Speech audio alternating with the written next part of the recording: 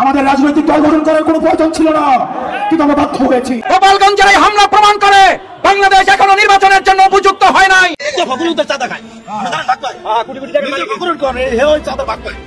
সোমবার গোপালগঞ্জের একটি এলাকায় ঘটে গেল ভয়ঙ্কর এক হামলার ঘটনা।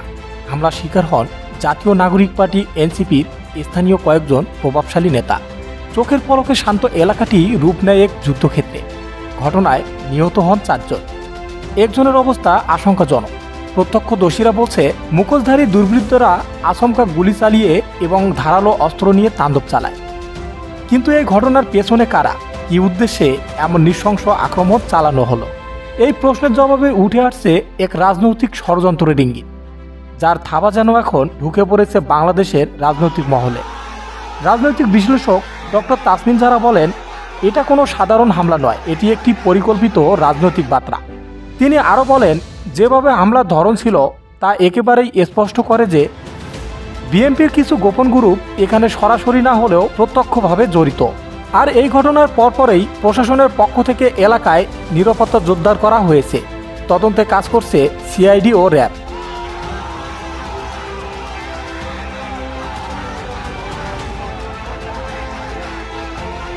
আওয়ামী লীগের সবচেয়ে বড় জামায়াত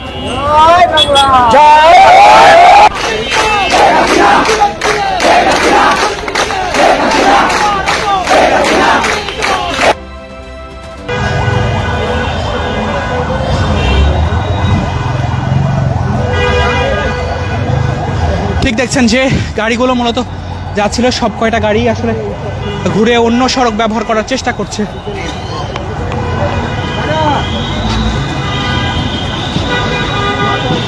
এবং কিছু আমরা স্বপ্ন হত্যাকাণ্ডে আলমগীরকে পাখির মতো গুলি করতে দেখেছি।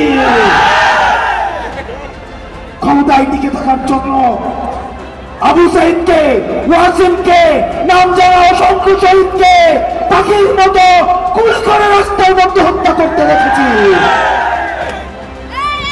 আমরা হয়তো মারা যাব, আমাদের হয়তো গুলি করে হত্যা করবে, হয়তো আমরা অ্যাসাসিনেট হব, কিন্তু প্রিয় ভাইরা, আওয়ামী লীগ মুক্ত বাংলাদেশ বিনির্মাণের দায়িত্ব এই প্রত্যেকটা তরুণ প্রজন্মকে নিতে হবে।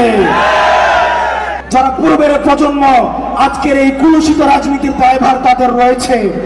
কম্প্রোমাইজের রাজনীতি, ডাক্তার পুলিশের রাজনীতির কারণে আজকে এই তরুণ প্রজন্মকে দায়িত্ব তুলে নিতে হয়েছে। আমাদের রাজনৈতিক দল গঠন করার কোনো প্রয়োজন ছিল না, কিন্তু আমরা বাধ্য হয়েছি।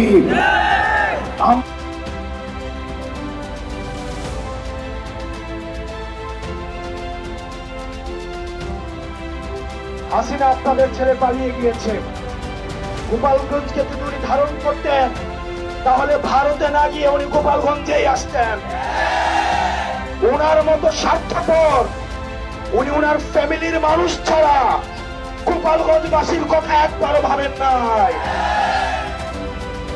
প্রিয় গোপালগঞ্জবাসী, গোপালগঞ্জ বাংলাদেশের হয়ে উঠতে পারে নাই, আপনারা বাংলাদেশের হয়ে উঠুন। আওয়ামী লীগ পরিকল্পিতভাবে গোপালগঞ্জকে বাংলাদেশ থেকে বিচ্ছিন্ন করেছে, ভবিষ্যৎ প্রজন্মের ভবিষ্যৎকে সংকটে ফেলেছে। আমরা গোপালগঞ্জবাসীকে আশ্বস্ত করতে চাই, গোপালগঞ্জ বাংলাদেশের, ফেনীও বাংলাদেশের, বগুড়া বাংলাদেশের, বাংলাদেশ এই 64টি জেলার সমান অধিকারের জন্য লড়াই করবে। সবার জন্য আমরা সমানভাবে লড়াই করব।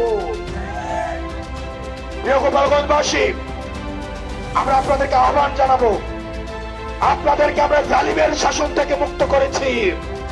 আমরা ইনসাফের বাংলাদেশ করার জন্য আপনাদেরকে সাথে নিয়ে আমরা একসাথে কায়েদরদ এবং ইনসাফের বাংলাদেশ গঠন করব। আমরা স্লোগান দিয়ে আমরা আমাদের বক্তব্য শেষ করছি।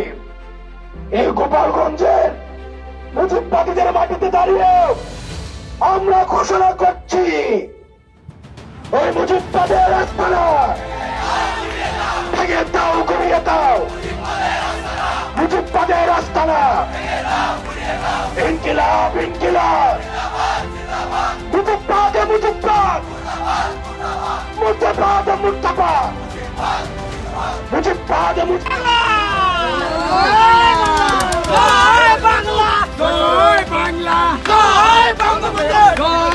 বঙ্গবন্ধু।